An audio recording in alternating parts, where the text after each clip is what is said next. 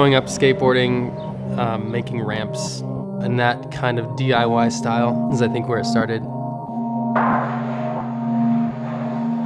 There was a vocational program at my high school that catered towards kids that maybe weren't necessarily going to go to college. And so I started the building trades program, immediately had a knack for it. As a person who never cared about school whatsoever, being very invested in this class and like excited to go to class, cared about my work and my homework and all that stuff, that all kind of felt profound in the moment.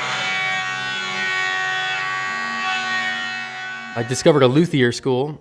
It was a program where you would make 4 guitars in 6 months. We all had cabins that we lived in, and all we did was wake up, go to school, make guitars, go home, go to bed, do the same thing the next day for 6 months. And that was pretty amazing to kind of learn the finer skills of woodworking.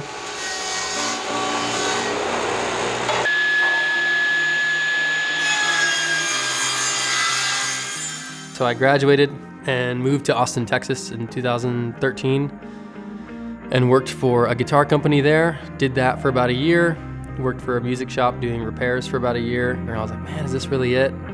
I felt more inspired as a designer, and that's something that I think was kind of new to me. You know, I played music when I was a kid and took photos and was interested in the creative aspect. And I think once I realized how limiting guitar making can be with creativity, because you're using certain woods for a reason, you're using certain shapes for a reason, certain sizes for a reason, that becomes very limiting with guitar making.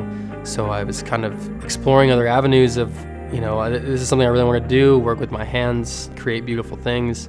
And when I finally discovered furniture, it was just a realization of like, this is the avenue that I want to take.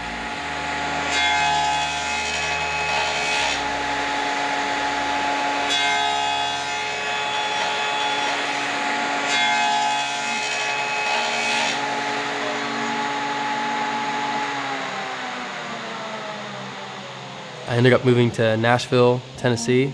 In Nashville, I was like, okay, as soon as I land, I'm gonna find a furniture maker to apprentice under. And I actually ended up finding a furniture shop right down the street from me that was hiring, and they just, you know, brought me in immediately. And then, you know, within a week of living in Nashville, I was building furniture all of a sudden. I had a great mentor, just kind of took me under his wing, taught me everything about what the difference is between a mass-produced piece of furniture and a handmade piece of furniture, the difference between screws and a tight wood joint.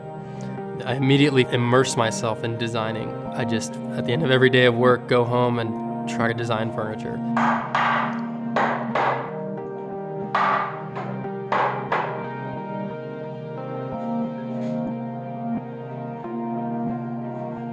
After a couple years of living in Nashville, designing in my head and designing on paper and trying my hand at more furniture, I decided, like, you know, my wife and I wanted to move out of Nashville, and we decided we wanted to move somewhere, and wherever we landed, I was going to start my furniture business. So then I moved to Reno and started my company in 2017. When I was a kid, the moment that I found individual expression through skateboarding, that was the first thing that really hit home with me, like deep inside me. In a way, I think that was skateboarding was the first craft that I discovered. Designing a piece of furniture and having it come to life was very reminiscent of the idea of learning how to do a skateboard trick. You've got this idea in your head of something that you think, like, that's a cool concept, that would be a very cool form. And then you go out into the shop and you figure out a way to make that come to life. I think as a designer or an artist, there's something so special and so unique about knowing that your art is a contribution to somebody else's life.